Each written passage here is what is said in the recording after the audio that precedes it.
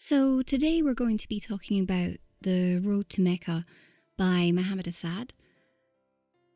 When you're on a road trip, many start travelling down a certain road and they end up where they have not intended to go, but soon they realise that they've actually ended up where they needed to be. Many people find that roads will take them in the middle of nowhere, and yet sometimes in the middle of nowhere is where they had to be again. Many say that roads were made for journeys, not destinations.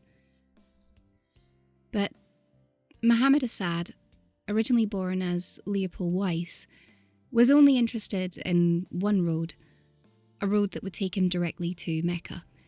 And he knew that this road was his divine destiny. All he had to do really was to decide when to go. And in 1926, his real adventure began. The Road to Mecca is a timeless spiritual classic. It's extremely insightful and a gripping biography of an Austrian journalist who fully immersed himself in the life and faith of the Islamic world. Muhammad Asad, as we just explained, originally born as Leopold Weiss, was born in 1900 in Poland. At that time, this part of the country was an Austrian possession. His father was a lawyer, descended from a long line of rabbis, and his mother, also Jewish, was the daughter of a banker. He also had a sister, and his mother died when he was about 19, and his father and sister died during the Holocaust. This book covers the first 32 years of Asad's remarkable life. It explains how he came to embrace Islam at the age of 26 and detailing his extensive journeys in his life. The book takes us on a trip with Muhammad to countries such as Arabia, Palestine, Syria, Iran, Iraq, Afghanistan, Egypt, and Libya. Asad wrote The Road to Mecca in 1954, shortly after stepping down as Pakistan's ambassador to the United Nations, to explain to the world what had brought him to Islam.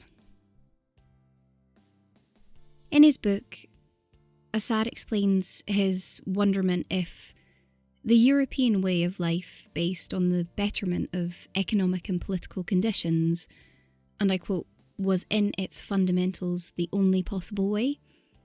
Which I think is a really interesting question. Asad had the courage to look elsewhere, and in 1926, Asad embraced Islam. His book is an account of his years in Arabia, his desert adventures, friendship with King Saud, and marriage. In the book, it also includes some rare period photographs. I find the book really insightful because it's taking us from the life of an Austrian journalist who early in the 20th century fully immersed himself in the life and faith of Arabia, but then he constantly changes the direction of the reader's view of the world that we live in the Western world. I think it's a great journey that Asad explores in the book, and he tells us of his initial rejection of institutional religions, his entry into Taoism and his fascinating travels as a diplomat, and finally his embrace of Islam.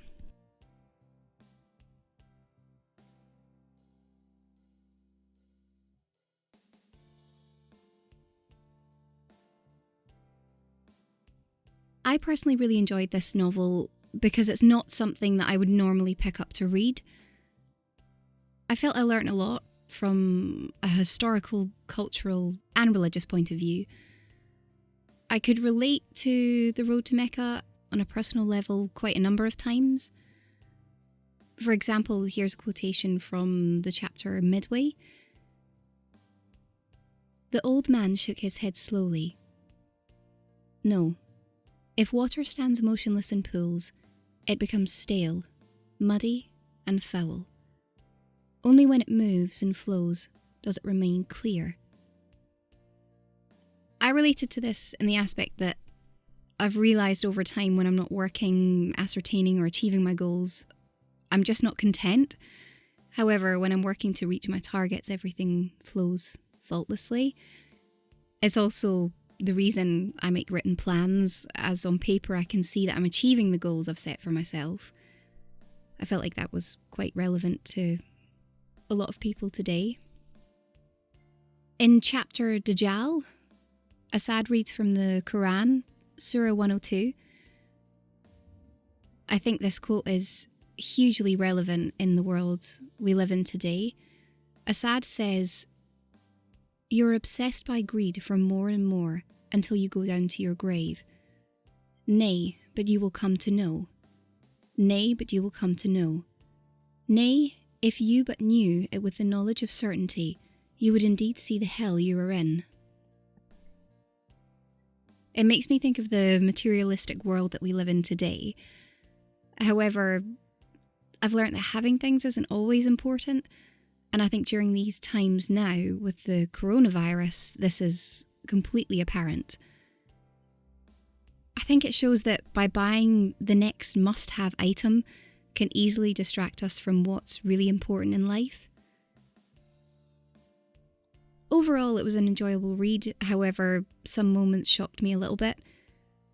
Asad married an 11-year-old, but nullified the marriage, and then justified marriage to another wife because he didn't fully love her. One other thing that confused me slightly, and I felt needed clarification, was Asad said Islam is the only rational faith, which confused me slightly because at the beginning of the book it says he believes Islam is built off the other religions and books.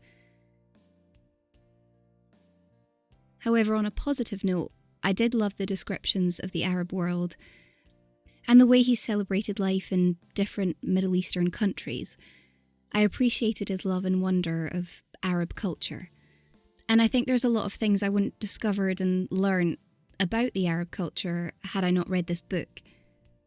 And some of it is quite beautiful. In chapter Persian Letter, there are some quite startling moments where the head of Hussein is cut off and his headless body is brought back to his children. And also in the chapter Jihad, where women were being raped by Italian soldiers.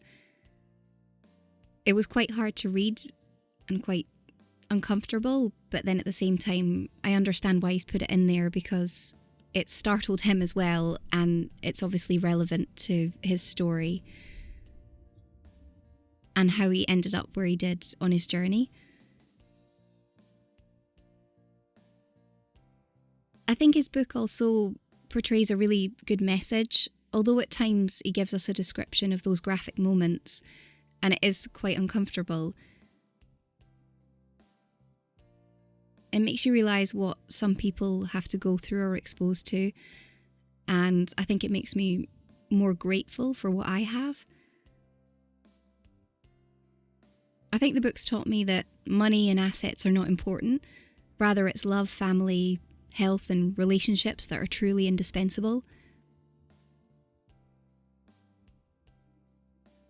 Overall, I would recommend this book to everyone, Muslim or not Muslim like me, who wishes to gain an insight into a remarkable human being and into the meaning of Islam.